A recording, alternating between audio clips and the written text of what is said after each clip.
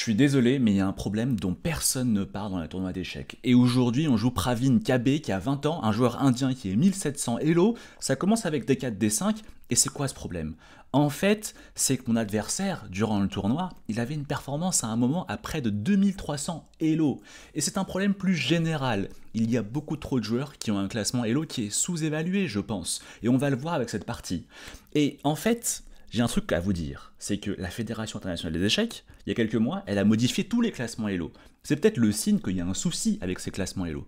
D'ailleurs, le système Elo, c'est la Fédération internationale qui l'utilise, mais par exemple, chess.com utilise un système qui a amélioré, qui s'appelle Glyco 1. Lichess utilise un système qui est encore plus amélioré, qui s'appelle Glyco 2, qui tient en compte de la volatilité du classement. Alors pourquoi la Fédération internationale, elle reste avec ce système archaïque qui ne fonctionne pas? Parce que la preuve, il y a quelques mois, ils ont modifié tous les classements. Et il y a un autre problème plus global, c'est que les gens sont surentraînés maintenant sur les plateformes en ligne, et quand ils arrivent en compétition présentielle, en fait, leur classement Elo, on ne sait pas vraiment s'ils les valent ou pas. Et le dernier souci, je pense, et on le voit ici avec ce joueur indien, c'est qu'il y a des différences entre les pays. Vous avez des zones du monde où les gens jouent très peu à l'étranger, et finalement leur classement Elo n'est pas assez mélangé avec le classement international, et on ne sait pas vraiment ce que valent ces joueurs. Par exemple, j'ai parlé à plein de grands maîtres qui sont 2500, 2600 Elo, il y en a plein qui me disent moi, j'évite systématiquement les tournois où je vois qu'il y a des joueurs sous-classés, où je vais systématiquement éviter des tournois dans des pays extrêmement précis, parce que je pense que dans ces tournois, les joueurs sont globalement tous sous-évalués. Donc je pense qu'il y a un souci, et qu'on n'en parle pas assez. Donc dites-moi dans cette partie, je joue ce joueur qui est 1700 Elo, dites-moi à la fin en commentaire si vous pensez qu'il est vraiment 1700 Elo ou pas. Ça commence du coup avec C4, E6, Gambit Dame, ici C3, cavalier F6, cavalier F3, C6, et là, semi-slave ici, je balance une petite surprise, parce que j'ai toujours peur d'une préparation, je joue ici Dame B3, un coup que j'ai jamais joué.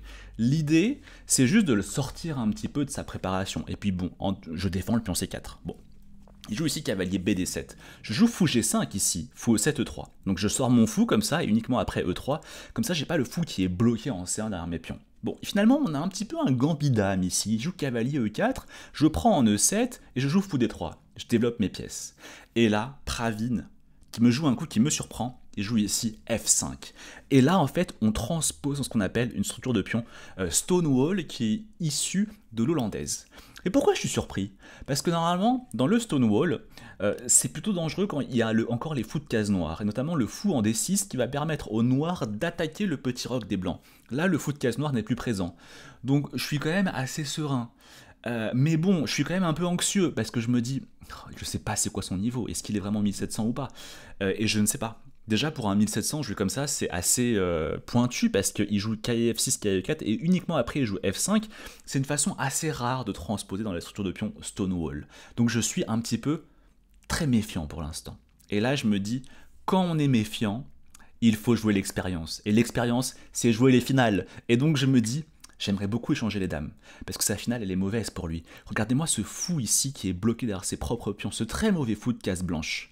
Et donc je me dis, comment on échange les dames? A4, avec idée, dame A3. Et voilà, petit échange de dames. S'il échange pas les dames, bah finalement j'ai une dame en A3 qui est vachement bien active, et ça empêche aussi son petit roc, parce que je contrôle la case F8. Et s'il échange les dames, bah j'ai une bonne finale, je pense. Donc là, je suis très content de l'ouverture pour l'instant, il joue dame B4. Très malin. Très malin ce 1700 quand même, parce que si je prends, en fait maintenant il reprend du pion, ça attaque mon cavalier, et ça a ouvert la colonne A pour sa tour A8. Donc finalement, j'ai plus vraiment intérêt ici à prendre en B4. Donc je joue ici petit roc pour mettre mon roi en sécurité. Il fait aussi petit roc. Et là, je sais pas trop quoi faire. Je sais pas trop quoi faire parce que je me dis, je suis un peu bloqué. Si je mange en D5, c'est jamais bon, parce qu'il joue E prend D5, et finalement j'ai un peu ouvert la diagonale de son fou C8, et je pense que aussi, peut-être après il va mettre une tour colonne E, préparer la poussée F4, j'aime pas trop ça. Mais du coup, je me dis, mais comment je continue, Julien? Et je sais pas trop. Je réfléchis 5 minutes, 10 minutes, 15 minutes, 16 minutes. J'invente pas, parce que je note vraiment le temps de réflexion que j'ai passé durant la partie sur ma feuille de partie. Donc là, j'ai vraiment réfléchi 16 minutes pour finalement ici jouer tour FC1. Et avec le recul, je me dis, non mais 16 minutes, mais en fait, là, vous voyez, si vous me dites, mais pendant ces 16 minutes, t'as réfléchi à quoi? Je saurais pas vous dire. Franchement, 16 minutes pour mettre une tour comme ça sur une colonne, je comprends pas. C'est sûr que c'est un bon coup. Je pense que j'aurais dû le jouer en 2-3 minutes. Bon. Donc il y a quand même des progrès à faire, je pense, au niveau de la gestion du temps. Des fois, il y a des moments où je suis encore là à rester un quart d'heure sur un coup qui a l'air hyper naturel, genre tour FC1. Et là, Pravin, qui voit qu'il a quand même des soucis, et moi aussi je vois qu'il a des soucis. Ici, en fait, il attaque 2 fois le pion C4 qui est défendu qu'une seule fois. Donc on pourrait se dire qu'il pourrait prendre. Mais le truc, c'est que moi je pourrais ici manger en E4, et finalement, après, bah, il a une très mauvaise structure de pion, et j'ai aussi récupéré son pion F5, donc ça va pas pour lui des prends C4. Mais du coup, qu'est-ce qu'il fait? Peut-être qu'il améliore son cavalier, mais après, dès que le cavalier il bouge, moi je récupère la case E5, parce que son cavalier contrôle plus la case E5. Et il reste toujours avec ce mauvais fou. Donc je suis assez content de ma position, et ici, Pravin qui joue Dame prend A3. C'est une petite victoire psychologique quand même, parce qu'il a joué Dame B4 pour me désinciter à échanger les dames, et finalement c'est lui-même qui vient échanger les dames. Donc c'est une petite victoire psychologique. Je fais ici tour prend A3, il joue KD6, très malin quand même ce coup, parce qu'il vient attaquer ici 2 fois le pion C4 que je défends qu'une seule fois. Donc je le défends ici avec cavalier E2, et là il fait D prend C4. Je suis content et pas content à la fois quand je vois ce coup. Je suis content parce que forcément il échange un pion central contre un pion de l'aile, donc ça m'arrange, mais en même temps il a la position qui est extrêmement serrée, ses pièces se marchent dessus, donc ça l'aide aussi un petit peu de se débarrasser un peu de pièces sur l'échiquier. Donc il fait ici D prend C4, fou prend C4, il prend C4, tour prend C4, et là il joue tour E8. Il prépare ici en fait la poussée E5 libératrice. Parce qu'il ne peut pas le jouer tout de suite, parce que là, je contrôle 2 fois E5 et lui, il défend qu'une seule fois. Donc ici, il joue tour E8, prépare la poussée E5. Et là, je me dis, ok, c'est un moment critique. Comment on la joue cette finale, Julien? Et là, je me dis, ok, je dois absolument éviter qu'il joue la poussée E5, sinon toutes ces pièces vont se libérer. Et donc ma stratégie, là, je me dis, c'est que il faut que je joue contre ce fou C8, ce mauvais fou qui est bloqué derrière ses propres pions, le fameux mauvais fou du gambit dame refusé. Et donc je me dis, peut-être cavalier E5, comme ça on empêche pour toujours la poussée E5, s'il échange les cavaliers, ça me dérange pas, parce qu'il va rester finalement avec ce très mauvais fou de case blanche, et moi je vais avoir ce magnifique cavalier, et je pense qu'on a une finale typique ici de bon cavalier versus mauvais fou. Et donc finalement ici je joue cavalier E5. Et là, je suis très content de ma finale. Ici, Pravin qui joue tour D8. Et là, je me dis, ok, je le vois venir avec ses gros sabots. Ses gros sabots.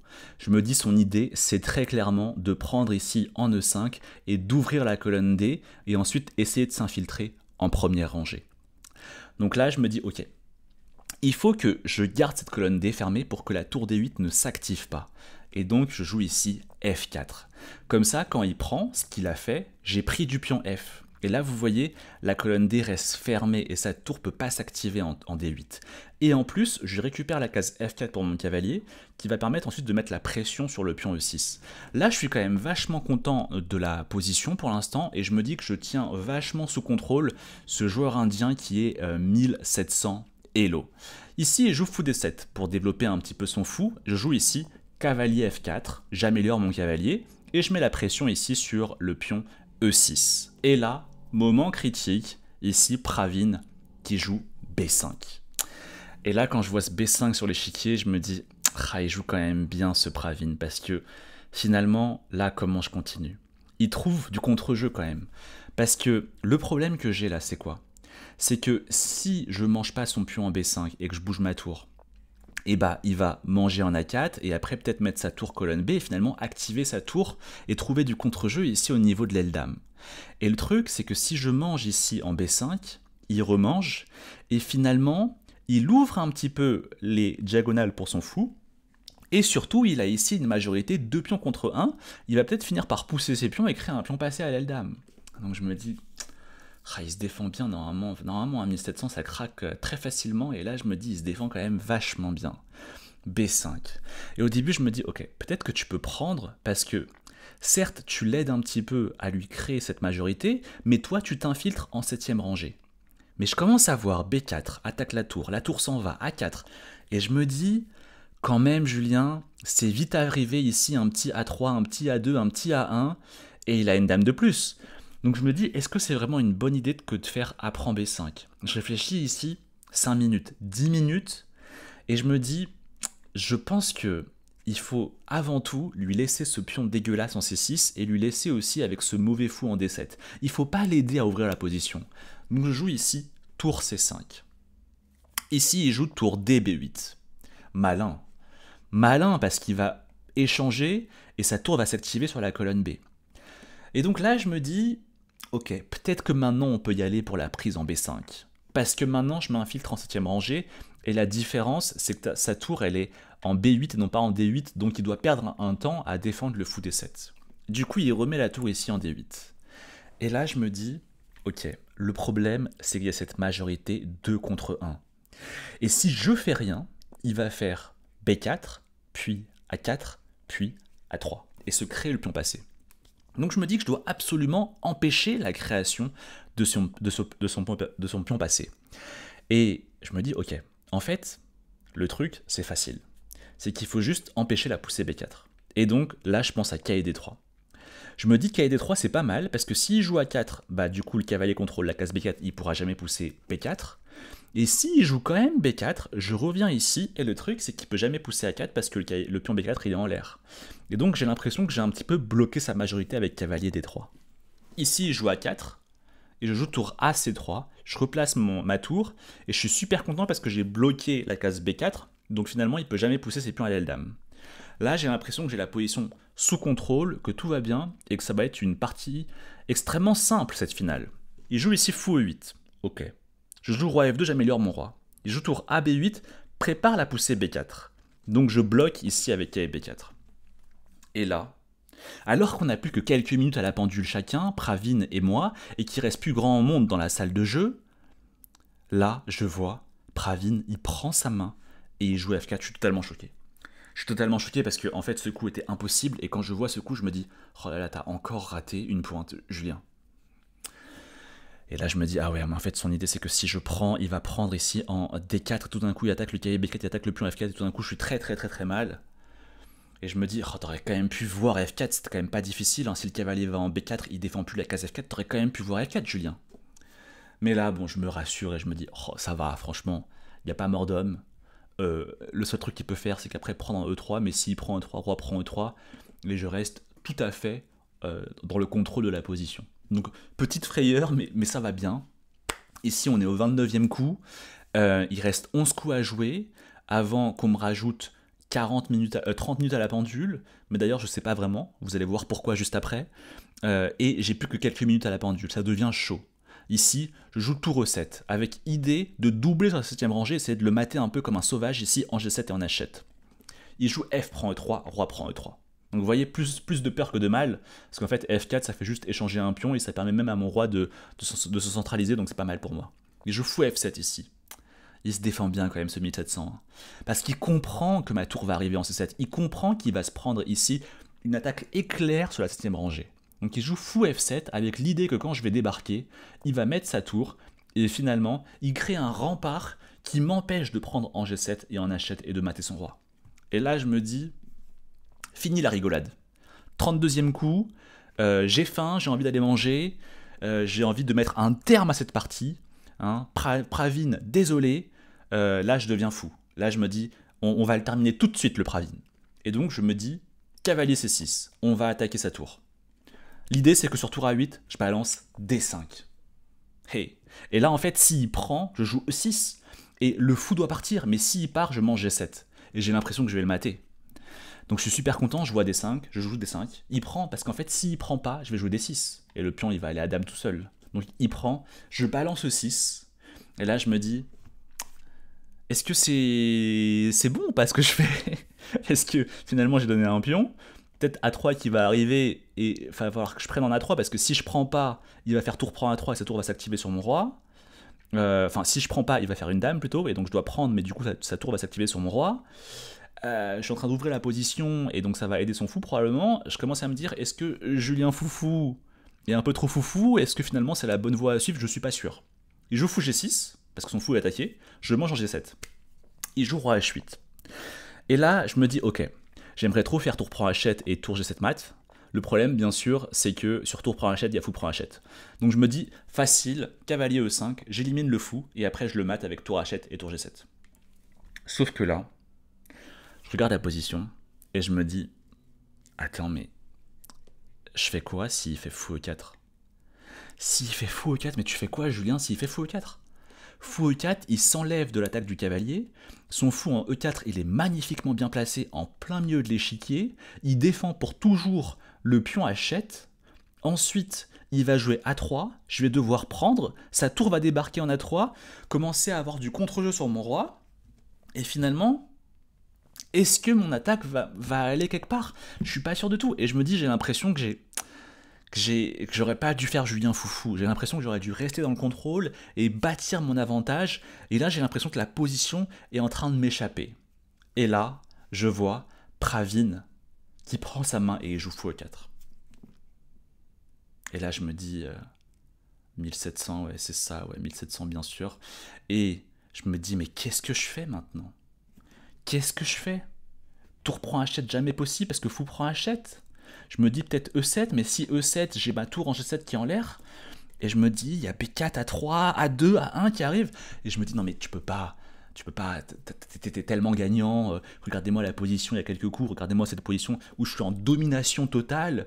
Et maintenant, c'est le feu sur l'échiquier. Et je me dis, non mais tu peux pas perdre ce 1700. Et en même temps, je commence à me dire, de toute façon, il est même pas 1700. Je suis sûr qu'il est 2000 en fait, en réalité, ou 2100, je ne sais pas. Mais bref, je commence à avoir des pensées un petit peu où je me dis, oh là là, mais qu'est-ce qui s'est passé? Et là, je me dis, focus, focus. 37e coup. Et je me dis, ok, 37e coup, concentre-toi, t'as plus que quelques minutes à la pendule avant qu'on te rajoute du temps supplémentaire au 40e coup. Et je me dis, ok, j'aimerais beaucoup faire cavalier échec et mat. Le problème, c'est que la tour est en l'air. Et donc, je me dis, en fait, peut-être que j'ai juste à bouger la tour. Et comme ça, au prochain coup, je menace cavalier F7 échec et mat. Et j'ai l'impression que le seul coup pour lui, c'est fou G6. Mais s'il revient en G6, au minimum, je prends. Et là, dans cette position, je peux jamais être mal. Je joue pour deux résultats. Soit je gagne, soit je fais match nul. Mais jamais je la perds, celle-là. Donc là, je me dis, ok, ça va, on se calme. Je prends ma main, je joue tour G5. Ici, il joue fou G6 pour empêcher cavalier F7. Et là, je me dis, ok, j'ai plus qu'une minute à la pendule, 38e coup, avant qu'on me rajoute du temps à la pendule. Et je me dis, ok, attends, mais qu'est-ce que je fais? Est-ce que je prends là, et je prends là, et je prends là, et je joue cette finale avec 4 tours? Mais là, je vois qu'il peut peut-être faire A3. A3, si je prends, sa tour vient, il commence à faire plein d'échecs, je suis pas trop sûr de cette position. Et là, je me dis, attends, mais peut-être que je peux prendre de la tour. Parce que s'il reprend, je reprends du cavalier. Et en fait, ce sacrifice, il est temporaire, parce que je viens récupérer après sa tour en F8. Là, il doit prendre du roi. Et là, je me dis, attends, je fais roi D4. Et pour moi, cette finale de tour, elle est totalement gagnante. Et donc, je vois ça, et je me dis, let's go. En plus, c'est joli. Je joue ici, tour prend G6. Il fait H prend G6. Je fais K prend G6. Il fait roi G8. Je fais K prend F8. Il fait roi prend F8. Et ici, on a joué chacun 40 coups à 40 coups. Sauf que sur ma pendule, je ne vois pas les 30 minutes qui sont rajoutées. Et je commence à me dire, mais je sais plus si dans ce tournoi, il y a un rajout au 40e coup. Et je commence à me dire, non mais attends, je me rappelle que l'organisateur au tout début, quand il avait annoncé le début du tournoi, il avait parlé de la cadence de jeu, mais j'avais du mal à comprendre ce qu'il disait.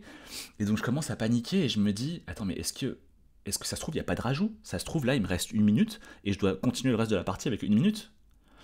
Et en fait, je me dis, peut-être que, ah, mais c'est ces fameux tournois où finalement le temps supplémentaire, il se rajoute quand tu as écoulé le temps initial. Donc je dois attendre que ma pendule arrive à 0 secondes pour que les 30 minutes supplémentaires apparaissent. Mais bref, je suis dans le doute, je ne sais pas. Et je me dis, dans le doute, Julien, tu vas quand même pas attendre d'avoir 0 secondes, et ça se trouve en réalité, il n'y a pas 30 minutes de plus à la pendule.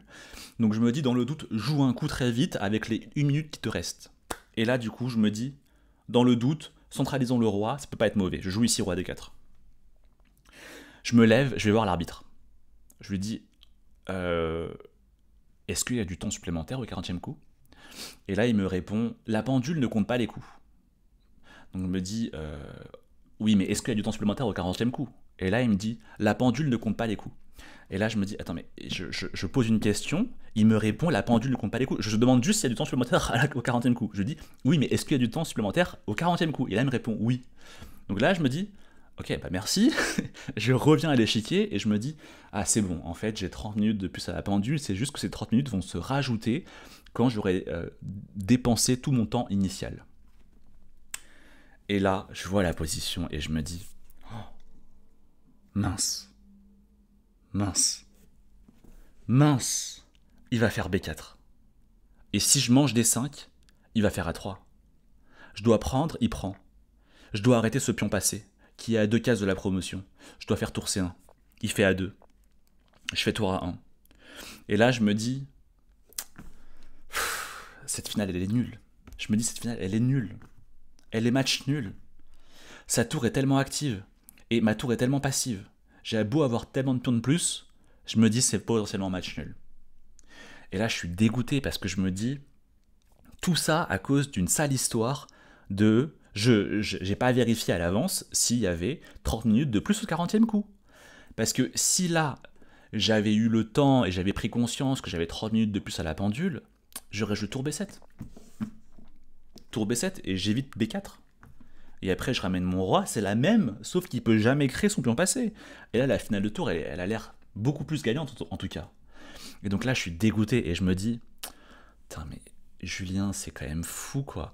Genre, t'aurais juste pu vérifier la cadence de jeu quelques minutes avant, avant le début de la partie, et là, t'aurais pas eu ce problème. Et je commence à me dire, mais c'est pas vrai, quoi. Tu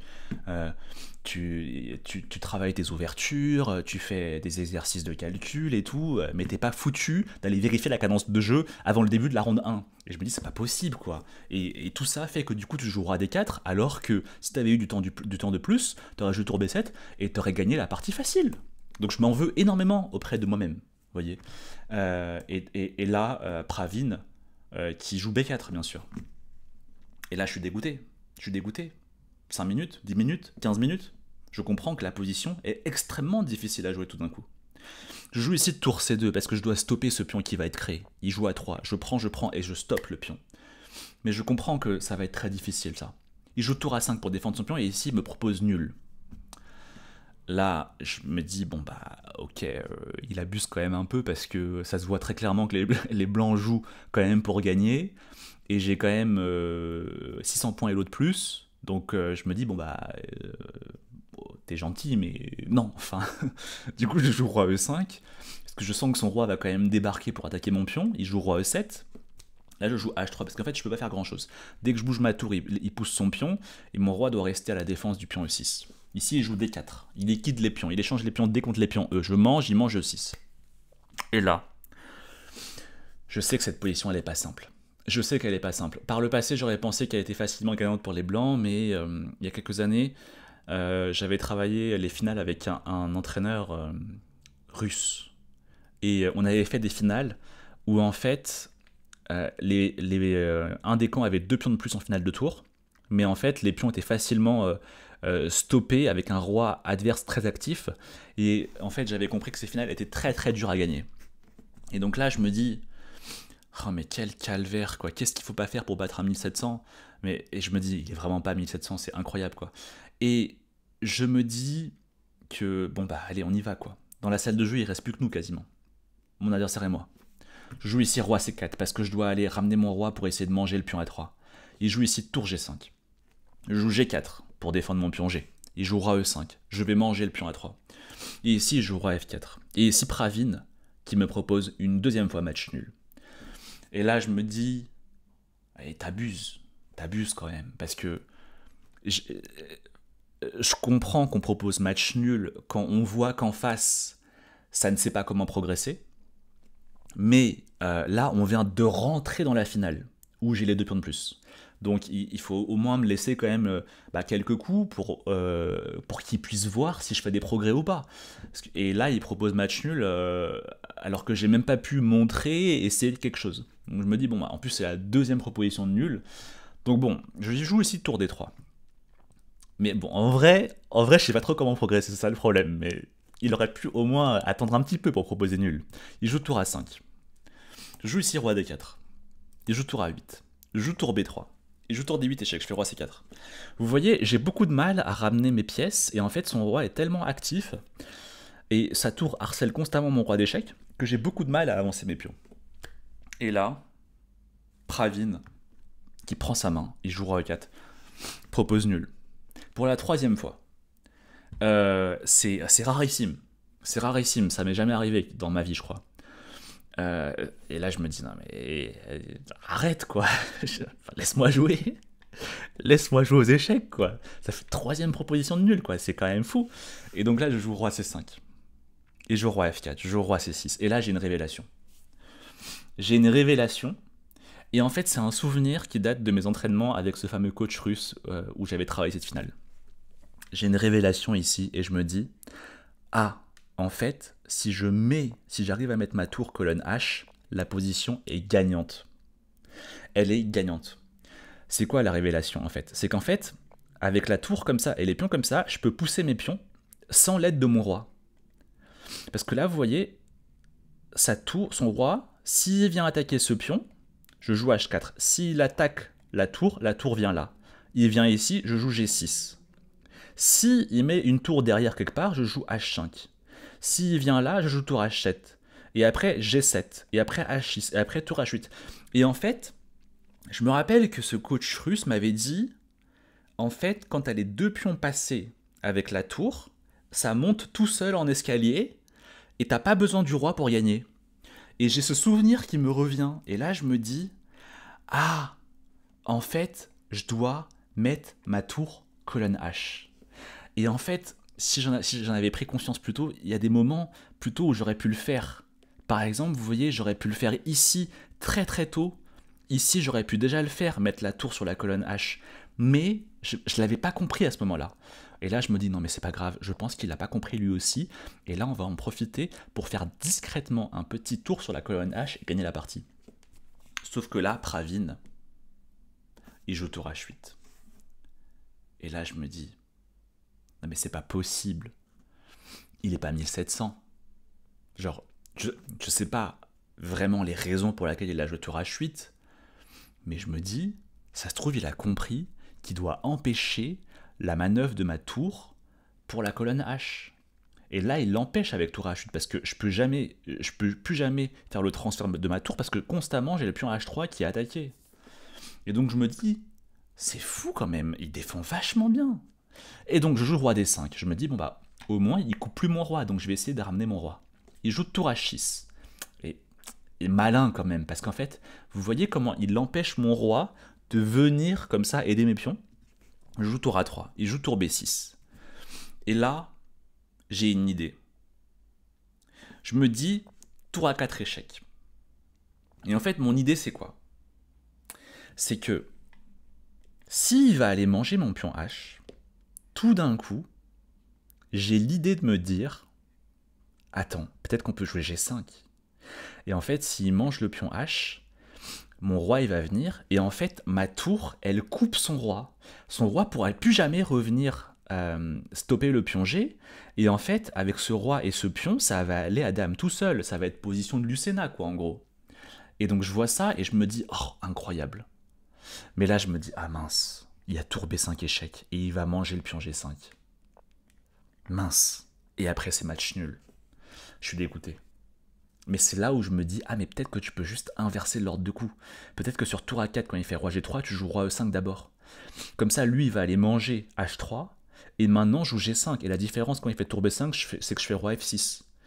Et là, c'est bon, on va avoir la fameuse position avec la finale facilement gagnante, Lucena, etc. Parce que son roi, il est coupé.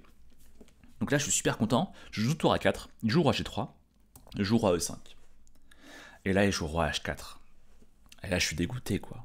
Je me dis, il a compris qu'en fait, cette finale de tour, elle est perdante, et donc il joue roi H4. Et je me dis, c'est sans fin, quoi. Là, je joue tour A3, et je joue tour B5, je joue roi D4, et je joue tour B4, je joue roi C5. Je sais pas trop comment progresser. Mais là, j'ai une idée. Je me dis, en fait, ok, je mets le roi là, je stoppe maintenant les échecs à l'infini, et après, je pense que je vais ramener mon roi en G6, et au préalable, je vais mettre une tour en F3. Comme ça, quand il va me faire les échecs à l'infini, je vais juste mettre ma tour en F6, et du coup, mon roi en G6 va utiliser la tour comme parapluie. Et avec le roi en G6, je pense que je pourrais facilement pousser mon pion G. Et là, je me dis, ok, c'est gagnant. C'est gagnant. Je suis sûr que c'est gagnant. Il joue ici tour E4. Je vais attaquer la tour. Il joue tour B4. Et maintenant, tour F3. Et là, je me dis, je vais la gagner. Je vais la gagner. Le roi va débarquer en G6. Et quand il va faire les échecs à l'infini, je vais mettre ma tour en F6. Et ça y est, il n'y aura plus d'échecs. Et après, je vais pousser le pion G et aller à dame. Il joue échec, roi E6. Échec, roi F7. Échec, roi G6. Échec, tour F6. Je joue exactement le plan qui est prévu. Il joue tour B5. Et là, je me dis, ah mince, je peux pas jouer G5. Parce que tour prend G5, je perds le pion. Et donc, je me dis, ok, attendons. Mais j'ai plus beaucoup de temps à la pendule. J'ai 30 secondes à la pendule. Et lui aussi à peu près. Et dans la salle de jeu, elle est tellement vite, il n'y a plus que nous. Je joue ici tour C6. Je me dis, il faut attendre. Il joue ici tour A5. Et là, je me dis, ok, qu'est-ce qu'on fait? Qu'est-ce qu'on fait? Comment on progresse? On peut pas jouer G5 parce qu'il y a tour prend G5 échec. Donc peut-être je vais jouer roi H6 et après jouer G5. Comme ça, quand il prend, c'est pas sur échec. Mais en même temps, je me dis, attends, mais roi H6, peut-être c'est un peu bizarre. Et donc je me dis, attends. Et il me reste 20 secondes, 10 secondes. Et là, je me dis, attends, répète les coups une fois. Répète les coups au moins une fois, tour F6. Et là, je vois Pravin, il s'excite sur sa chaise. Et moi, je me dis, pourquoi il s'excite? Et là, j'ai vision d'horreur. Vision d'horreur. En fait, je me dis, il peut manger en H3. Oh. Et en fait, maintenant, quand je joue G5, il y a roi G4. Et au prochain coup, il fait tour prend G5 imparable. Et c'est totalement égal. Et là, je suis dégoûté, quoi. Je me dis, non mais... Je me dis, ça fait 5 heures que je joue. Tout ça pour gâcher la finale avec un vieux tour F6 tout pourri. Je suis dégoûté. Et en fait, vous voyez, avant, il pouvait pas manger en H3. Parce que quand je joue G5 et qu'il fait roi G4, là, ça fonctionne pas. Parce qu'avec la tour en C6 plutôt qu'en F6, j'ai tour C4 et son roi est obligé de partir. Mais finalement, après, c'est le fameux gain dont j'ai parlé. Mais avec la tour qui est maintenant en F6, bah maintenant, la différence, c'est que bien sûr, je peux pas chasser le roi avec tour F4. Il mange ma tour. Et là, je me dis, non mais, c'est pas possible, quoi. C'est pas possible, Julien, franchement. Je suis dégoûté, quoi. Et là, sur son temps de réflexion, alors qu'il reste 30 secondes pour lui et pour moi, je me dis, ah mais attends, sur roi prend H3, t'as peut-être tour F5. Coup intermédiaire. Et en fait, il peut pas manger le pion, parce que je mange sa tour. Et si sa tour s'en va, et bah du coup, moi, je défends mon pion, et finalement, je vais pousser G5. Et je me dis, ok, finalement, c'est la fameuse position dont j'ai parlé tout à l'heure, et qui va gagner. Et donc, je vois ça, et je me dis, oh, j'ai de la chance, j'ai de la chance. J'ai de la chance que sur roi prend H3, j'avais tour F5. Et là, je vois, il joue roi prend H3, je joue tour F5. Il joue échec, je joue ça. Et finalement, c'est la fameuse finale dont j'ai parlé. Je pousse mon pion et son roi est totalement coupé. Son roi ne peut pas venir stopper le pion et donc avec toutes mes pièces, je peux facilement réussir à promouvoir mon pion. Et voilà, ici, il abandonne parce que tour F8 et G8 dame qui arrive. Victoire ici, à la ronde 2 de République tchèque. À votre avis alors, il est 1700 ou pas?